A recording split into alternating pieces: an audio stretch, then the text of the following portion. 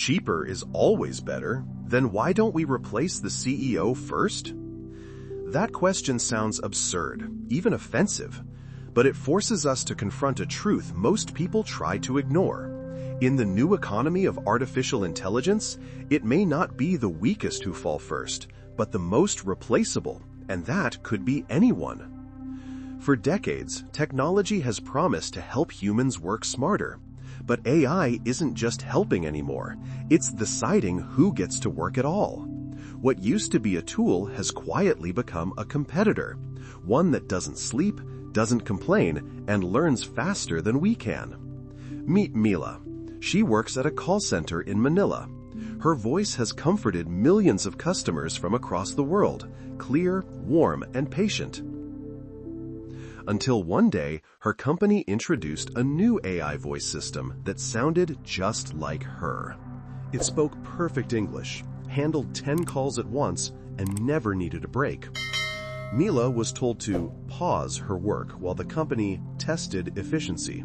But deep down, she knew what that meant.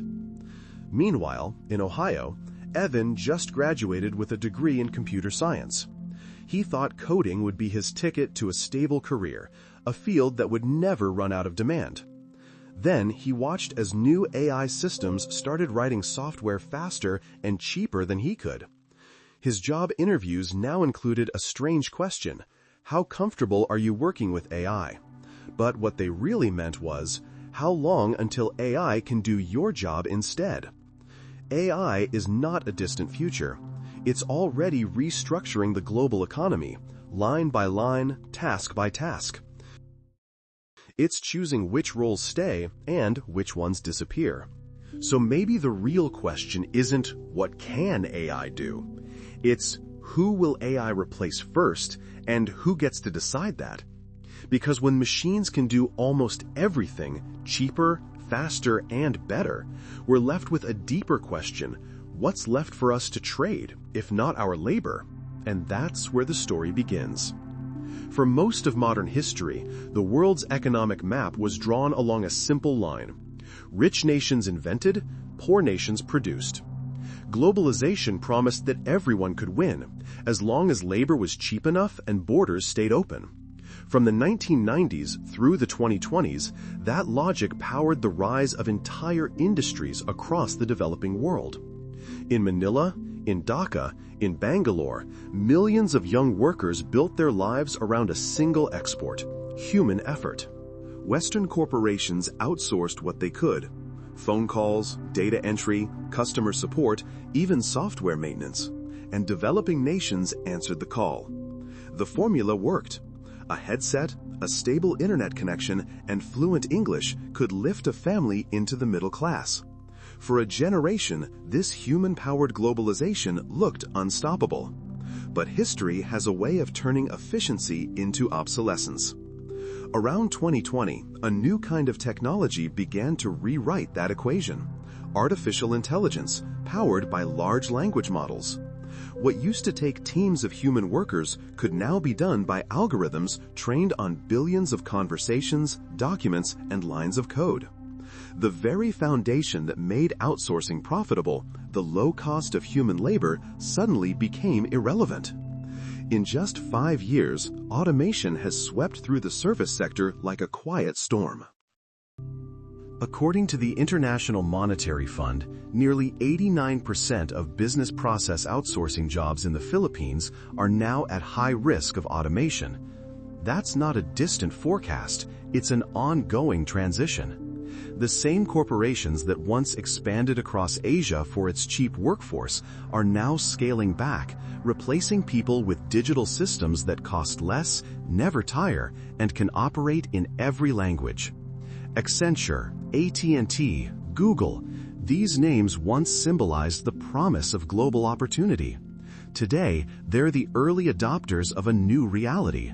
Teams once spread across call centers in Cebu or Chennai have been replaced by AI platforms that can handle customer queries with flawless precision and infinite patience. And for workers like Mila, this shift is personal. Her voice, calm, empathetic, and carefully trained, used to be the bridge between a frustrated customer in New York and a service team in Manila. But that bridge no longer needs her. A synthetic voice now speaks in the same rhythm, the same accent, even the same tone of reassurance she spent years perfecting. To the customer, nothing feels different.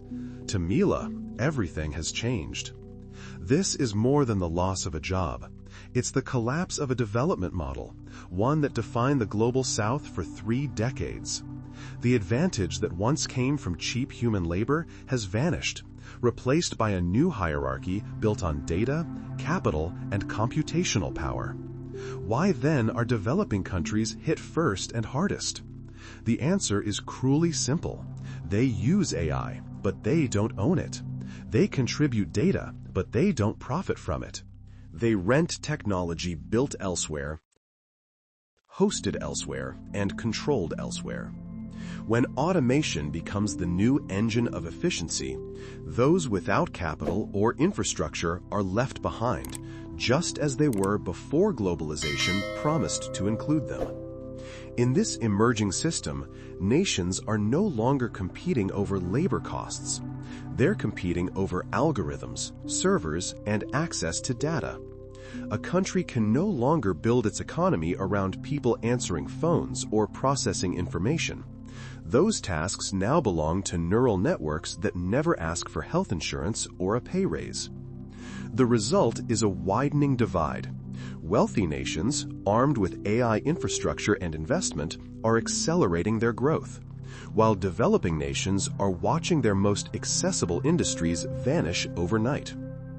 It's not that their people became less capable. It's that capability itself has been automated. Mila's story, then, is not just about one woman losing her job. It's a mirror reflecting the fate of millions in economies that once thrived by selling human attention. The work didn't move elsewhere this time. It simply ceased to need workers. The rise of AI marks the end of an era where labor was the foundation of value creation. For the first time, the world is facing a system that can produce, serve, and innovate without relying on people. A system that runs 24 hours a day, scaling without salaries or strikes. But this new efficiency raises a deeper question, one the global economy has never had to answer before. If nations no longer need workers to grow, what happens to those whose only asset was their work? And if labor no longer defines value, what or who does? For more than 2 centuries, capitalism was built on a simple exchange. Capital needed labor. Machines amplified human effort, but they still required people to operate, repair, and improve them. That balance between owners of capital and providers of labor created the modern economy as we know it. Artificial intelligence has quietly broken that contract. AI is not just another tool in the production line. It's a new form of capital, one that can function, scale, and even optimize itself without human involvement. For the first time in history, we have technology that doesn't simply assist labor, but replaces the need for it altogether. Economists often divide technology into 2 types of capital. The first is complementary capital, machines or systems that make humans more productive. Think of a doctor using AI to detect cancer earlier, or a financial analyst using algorithms to forecast market risks. In these cases, humans remain essential. AI simply amplifies their skill. But the second type is more disruptive, substitutive capital. This is when technology doesn't help humans, it replaces them. When a chatbot handles customer complaints better than a trained employee, when an AI assistant drafts contracts, or when code generators write software without a junior developer's input, capital stops depending on labor. And that's where we are today. ChatGPT can respond to thousands of customers simultaneously, without fatigue, without error, and without pay. GitHub Copilot can produce usable code in seconds, making entry-level programmers redundant before their careers even begin. Across industries, the logic is shifting from how do we make workers more efficient to how do we remove workers from the equation entirely. The consequences are massive. A 2024 Oxford study estimates that 47% of all existing jobs could be automated within the next decade. This isn't science fiction, it's already visible. Legal firms are using AI to review contracts. Banks are using AI to handle customer onboarding. Even creative agencies are experimenting with AI that generates entire campaigns. For centuries, labor was what gave humans bargaining power. You could sell your time, your strength, or your expertise. But when machines can perform the same tasks faster, cheaper, and without rest, labor loses its leverage. The system no longer needs people to keep running. In classical capitalism, capital and labor were partners in tension. Today, that tension is dissolving. AI allows capital to reproduce itself, to grow, learn, and compound value autonomously. In financial terms, it's a self-sustaining engine, capital that manages its own productivity. For workers like Evan, the young coder in Ohio, this shift feels personal. The tools he once relied on to boost his performance are now outperforming him. What began as assistance has turned into competition. His productivity has increased, but so has his replaceability. The irony is striking. The very technologies designed to empower knowledge workers are quietly training to replace them. The algorithm doesn't just execute orders, it observes, learns, and replicates. Every keystroke, every prompt, every correction feeds the system's evolution. AI doesn't just work with us, it learns how to work without us. This marks a fundamental transformation in capitalism's DNA. In the industrial age, machines multiplied human strength. In the digital age, AI multiplies human intelligence, then absorbs it. The result is a form of capital that doesn't need workers to generate value. That creates a paradox the market isn't prepared to solve. What happens when productivity grows but employment shrinks? When companies can scale infinitely with minimal staff?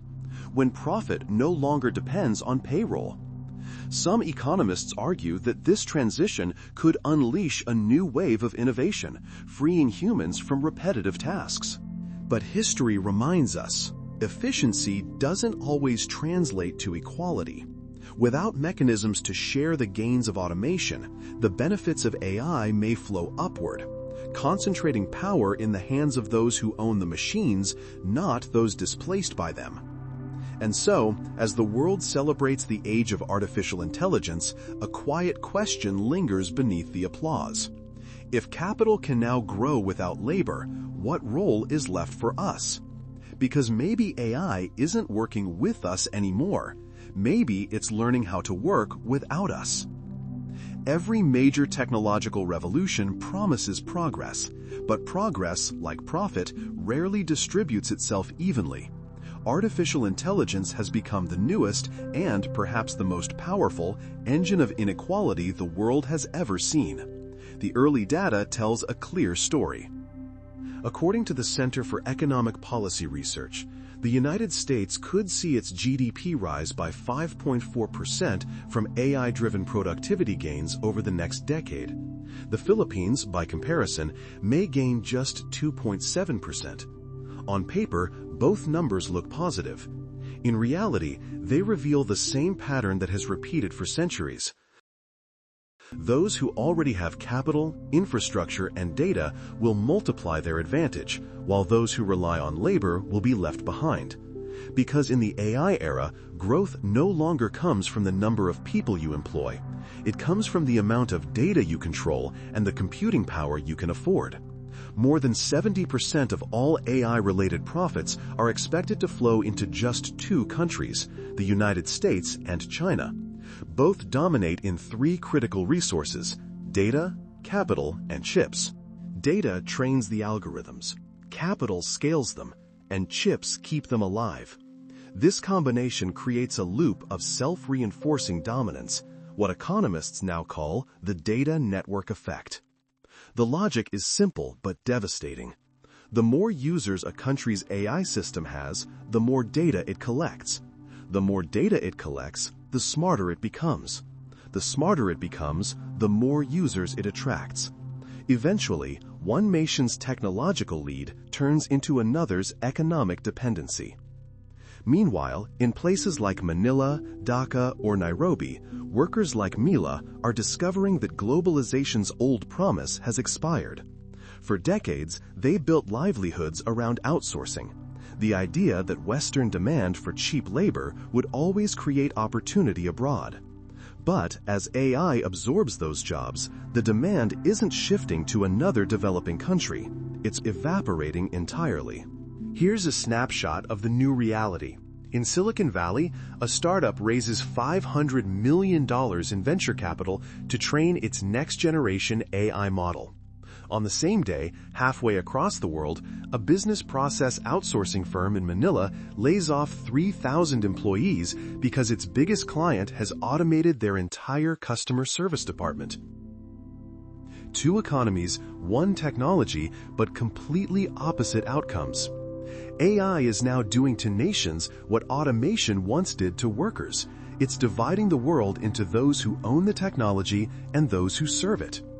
The divide isn't just about GDP, it's structural. The US and China control not only the data pipelines, but also the energy grids and semiconductor supply chains that power AI. These are the new oil fields of the 21st century, and most countries don't even have a stake in them. Without chips, energy, and infrastructure, developing nations can't compete in training models or hosting large-scale computation. They become consumers in a system they can no longer influence.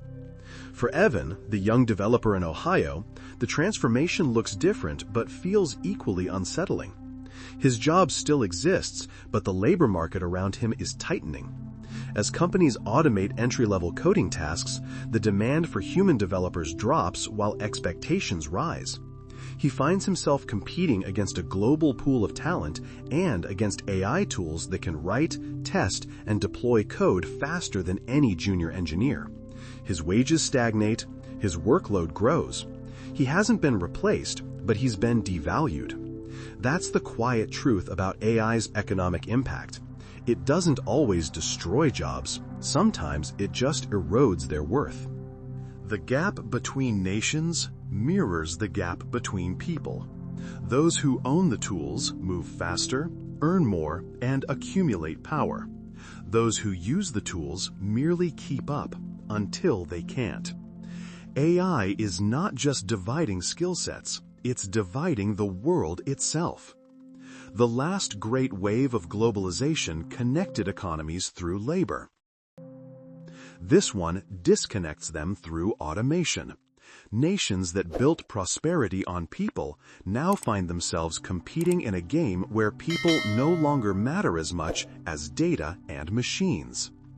And so, as AI fuels growth in the world's richest economies, it quietly drains the opportunities that once sustained the poorest. The result is a new global order, one where innovation no longer lifts all boats, but raises only the yachts. In this new hierarchy of intelligence and capital, the world faces a defining question. If the future belongs to those who own the algorithms, what happens to those who were only ever part of the code? Every revolution begins with a promise. The Industrial Revolution promised abundance. The digital revolution promised freedom. And now, the AI revolution promises something even greater, a world where machines handle the work so humans can finally live better lives. But history, as it turns out, doesn't promise anything. It only repeats. Between 1980 and 2010, the United States and the United Kingdom went through their own version of automation shock. Factories that once roared with life fell silent. In America alone, over 7 million manufacturing jobs vanished, hollowing out entire regions that came to be known as the Rust Belt. Cities like Detroit, Cleveland, and Pittsburgh, once symbols of industrial strength, became cautionary tales of what happens when efficiency replaces people faster than progress can protect them. Back then, the narrative was almost identical. Automation was supposed to make industries more competitive, It did, but it also broke the backbone of the middle class, the very group that had powered consumer economies for decades. When machines became cheaper than men, entire towns became irrelevant. Unemployment soared, communities fractured. Opioid addiction rose where opportunity collapsed. The human cost of progress became invisible on balance sheets, but painfully visible everywhere else. Even earlier, in 1930, the economist John Maynard Keynes predicted this paradox. In his essay, Economic Possibilities for Our Grandchildren, he imagined that by the 21st century, humanity's productivity would be so high that people would only need to work 15 hours a week. He called it technological unemployment, but he saw it as a temporary stage, a bridge toward leisure and well-being. Nearly a century later, productivity has indeed skyrocketed, but working hours haven't fallen. Instead, inequality has widened. The top 1% captured most of the gains, while wages for the average worker stagnated. The promise of working less and living more never arrived, because the rules of distribution never changed. And now, AI is accelerating that same cycle, only this time the stakes are far greater. Industrial machines once replaced muscle. AI replaces mind. The assembly line may have displaced the factory worker, but the algorithm can now displace the analyst, the writer, even the engineer. The very people who once thought their knowledge would protect them are discovering that knowledge itself has been automated. This isn't just about economics, it's about the rhythm of human progress. Every major leap in productivity has widened inequality before society found a way to rebalance it. The steam engine concentrated power in factories. Automation concentrated it in corporations, and AI is concentrating it in algorithms owned by a handful of firms that control the data and the infrastructure behind them. The pattern is hauntingly familiar. First, technology amplifies productivity. Then, it displaces workers. Then, it rewards those who own the machines. The middle class shrinks, social unrest rises, and only afterward do we begin to rebuild. But this time, rebuilding might not be so simple. When machines replaced muscle, people could retrain, move, and find new industries to join. But when machines begin to replicate cognitive work, judgment, creativity, reasoning, the room for retraining narrows. What do you teach someone when the machine learns faster than they can? Economists and policymakers like to say that new technologies always create new jobs. And that's true, to a point. The problem is timing. The jobs of the future arrive slower than the jobs of the past disappear. In that gap, people lose not only income, but dignity, identity, and trust in the system itself. AI doesn't just threaten employment, it tests the social contract. Who benefits when machines do the thinking? Who decides how the gains are shared? The lesson from history is clear. Technology alone does not create progress. The rules that govern its rewards do. Keynes believed that productivity would free humans from toil. Instead, it freed capital from labor. Unless that equation changes, the next few decades could make the Industrial Revolution look merciful by comparison. Because this time, the test is not about how many jobs are replaced. It's about what kind of humanity remains when work is no longer the foundation of value. Once again, the exam paper is on the table. The question hasn't changed, but the stakes have. Last time, machines replaced our strength. This time, they're coming for our minds. If AI is cheaper, faster, and more accurate, why not replace the CEO first? That question isn't just rhetorical. It cuts straight into the heart of the economic paradox shaping our era. For years, executives and consultants have told workers that automation is inevitable, that efficiency always wins. But if efficiency is the universal rule, then the people at the very top, the decision makers, should be the first to go. And yet, they never are. In theory, AI could already do much of what senior executives claim as their unique domain. It can process more information than any human brain could handle, simulate multiple strategic outcomes, and calculate risk without bias or fatigue. Algorithms can evaluate market conditions, adjust prices in real time, and even recommend mergers or acquisitions based on predictive data models. A 2024 McKinsey study estimates that nearly 40% of a CEO's daily decisions are repetitive, rule-based, and technically automatable. Choosing where to allocate capital, when to cut costs, how to optimize workforce distribution, these are functions AI can already perform with remarkable precision. So why do the same executives who automate others' jobs remain untouchable? Because power, unlike labor, isn't subject to efficiency. The simple truth is that CEOs aren't just workers with fancy titles, they are the custodians of control. They decide what gets automated, whose work is replaced, and whose remains strategic. AI may optimize performance, but it doesn't question authority. It follows the commands of those who own it, and that ownership defines who stays relevant. This is where the CEO paradox becomes more than a quirk of business. It becomes a mirror of the system itself. Technology is often described as neutral, but its impact never is. A machine doesn't choose who benefits from its efficiency. Humans do. And the humans who make those choices are rarely the ones at risk of replacement. The hierarchy protects itself. Corporate structures, legal frameworks, and boards of directors exist precisely to insulate top management from the very market forces they unleash on everyone else. When layoffs happen, they're called cost optimization. When executive bonuses rise, it's called performance incentives. The same algorithm that determines which employees are expendable is never applied to those writing the code of the algorithm.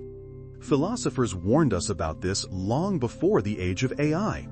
Man created tools to free himself, the writer Henry Adams once noted, and became the tool of his tools. The pattern continues. We design machines to save time, then spend that saved time serving the machine's demands, checking dashboards, optimizing metrics, feeding data back into systems that now decide our worth. But here's the deeper irony. The very people championing AI as a replacement for human labor are the ones most afraid of being replaced by it. They promote automation in the name of productivity, yet insist that leadership, vision, and judgment remain inherently human. In other words, they argue that their own roles are irreplaceable. Not because they can't be automated, but because they define what counts as automation in the first place. It's the oldest privilege in capitalism, to make the rules and stand above them. Imagine for a moment if the same logic applied upward. What if a corporate AI could analyze years of executive decision-making, compare it against performance metrics, and determine whether a CEO actually adds value? What if shareholders used algorithms to benchmark leadership efficiency the same way companies benchmark employees? The results would likely be uncomfortable. Many high-paid executives would fail their own test. But that won't happen, not yet, because the people with the authority to install such systems are the ones who would be judged by them. And so we return to the paradox. The AI revolution isn't just automating work. It's revealing how deeply the global economy depends on inequality of accountability. Those who control capital don't need to fear efficiency because they define what efficiency means. This raises a moral question far beyond the walls of any boardroom. If our systems are designed to serve those who command them, not those who depend on them, where does that leave the rest of society? We've reached a point where technology can outthink, outwork, and outperform us, but it still can't outvote us. The direction AI takes next won't be determined by its intelligence, but by the intentions of those who wield it. And if history is any guide, those intentions rarely start with fairness. Because when the people who make the rules aren't bound by them, the rest of the world becomes the experiment. If artificial intelligence can eventually do everything faster, cheaper, and smarter, then what exactly is left for us? For centuries, human value was tied to productivity. What we could do defined who we were. Farmers produced food, workers produced goods, professionals produced knowledge. But what happens when machines can produce all of it, food, goods, even ideas, without us? This isn't a question about jobs, it's a question about meaning. Perhaps the answer lies not in what AI can do, but in what it cannot. AI can replicate information, pattern, and process, but it still struggles with emotion, empathy, and purpose. It can imitate the rhythm of a human voice, but not the resonance of human connection. It can compose a song, but not understand why that song makes someone cry. If labor once measured our worth, then the post-labor world must measure something else, something distinctly human. The first step is to rethink education itself. The skills that built the industrial economy, compliance, repetition, specialization, are becoming obsolete. The future belongs to creativity, critical thinking, and human-machine collaboration. We must teach not just how to use AI, but how to think with it, to ask better questions, not just find faster answers. This shift isn't theoretical, it's already happening. Around the world, schools and universities are experimenting with new curricula that blend art, ethics, and analytics, preparing students not to compete with AI, but to complement it. In this new economy, the most valuable skill may not be coding or engineering, but the ability to connect ideas, stories, and people in ways that machines cannot replicate. But education alone won't be enough. The post-labor world also demands a new social contract. If automation replaces millions of jobs, then the wealth it generates must circulate back to the people who made that automation possible, not vanish upward into corporate balance sheets. Economists have proposed ideas once dismissed as utopian: a universal basic income to guarantee stability, a robot tax to fund retraining programs, data dividends that reward individuals for the information used to train AI models. These ideas challenge the assumption that productivity should only benefit shareholders. In a world where machines create value, society must redefine who deserves to share in it. Alongside these policies, new models of ownership are emerging, systems where communities, not corporations, co-own the algorithms that shape their lives. Cooperative AI, where workers collectively manage the tools that automate their industries, could restore agency in a world drifting toward digital feudalism. Some governments are exploring shorter work weeks, letting citizens share the gains of automation in time, not just income. Because the promise of technology was never to make a few people infinitely rich, it was to make life universally better. And yet, even with these reforms, there remains a deeper challenge, a spiritual one. For generations, people derived identity from work. When someone asked, "What do you do?" they were really asking, "Who are you?" But in a world where machines handle the doing, we'll have to rediscover the being. Mila, the former call center worker in Manila, finds herself back in the workforce, not answering phones, but managing AI systems that handle communication across languages. She doesn't speak to customers anymore. She trains the models that do. Evan, the young developer from Ohio, no longer writes code for corporations. He now advises companies on AI governance, helping them decide what machines should do and what they shouldn't. Both represent the same evolution: humans moving from execution to ethics, from doing the task to defining its purpose. Maybe that's the true direction of progress, not to eliminate work, but to elevate it, to move from survival to significance. Because when machines can do everything, the only thing left worth doing is what gives life meaning. Empathy, creativity, connection. AI may be the end of labor as we know it, but it could also be the beginning of humanity as we've forgotten it. As one philosopher put it, man created tools to liberate himself and became their servant. Now he must learn, once again, to be free. So perhaps, when machines have taken over our work, it won't be the end of our story. It'll be the start of a new one, where progress is no longer measured by productivity, but by purpose. Because maybe, after all this time spent teaching machines to act like humans, it's time for humans to remember how to be human again. Every era believes it's living through the end of something. The Industrial Revolution felt like the end of craftsmanship. The Internet felt like the end of privacy. And now, artificial intelligence feels like the end of work, and maybe the end of capitalism as we know it. But endings are rarely endings. More often, they're negotiations with the future. AI is not the death of the economy. It's the start of a new kind of contract between humans, machines, and meaning. The question is whether we'll be wise enough to rewrite it before it's written for us.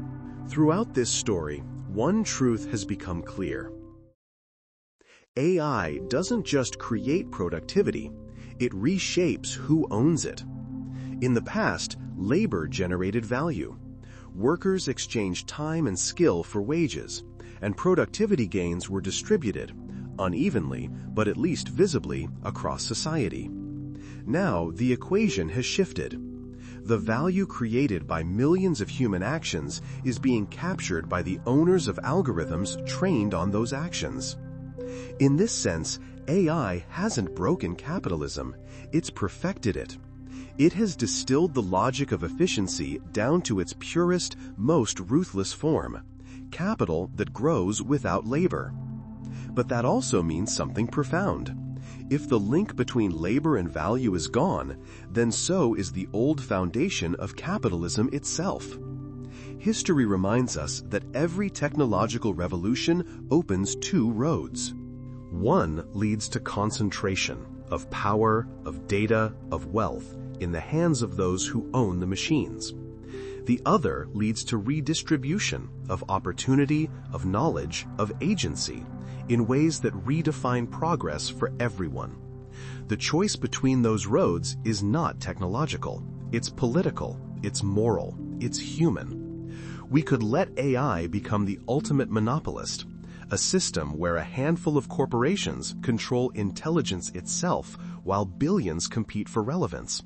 Or we could use this moment to rebuild a more balanced world, one where the benefits of automation are shared and the meaning of work evolves beyond survival. That means designing policies that don't just protect people from AI, but empower them through it. Tax systems that treat automation gains like income, not magic. Universal education that treats digital literacy as a human right. Governance frameworks that keep algorithms accountable to the societies they serve. And maybe most importantly, a redefinition of value itself, away from what we produce and toward what we create. Because if capitalism once relied on labor to produce worth, and labor is no longer required, then perhaps human value must come from something else entirely, the meaning we bring into the world. Mila, who once answered phones in Manila, now teaches empathy training for customer-facing AI systems. Evan, the coder from Ohio, designs frameworks to make machine decisions transparent and fair. They are no longer competing with machines, they are guiding them. That's not the end of work, it's the evolution of purpose. Maybe the post-capitalist world won't be defined by GDP or market share, but by something harder to measure: dignity, creativity, connection. Because when machines can do everything except care, that becomes our greatest advantage. If capitalism once needed labor to create value, but now no longer does, then perhaps it's time to ask, what makes us valuable has never been our productivity. It's our capacity for meaning. AI might not be the end of the world, but it will be the end of the world as we know it, and that's not necessarily bad if we choose to evolve with it. So, as we stand on the edge of this transformation, one question remains, the question that will decide what kind of future we inherit. Will we make AI serve humanity? Or will we let humanity serve AI? The answer begins with what and who we choose to value next.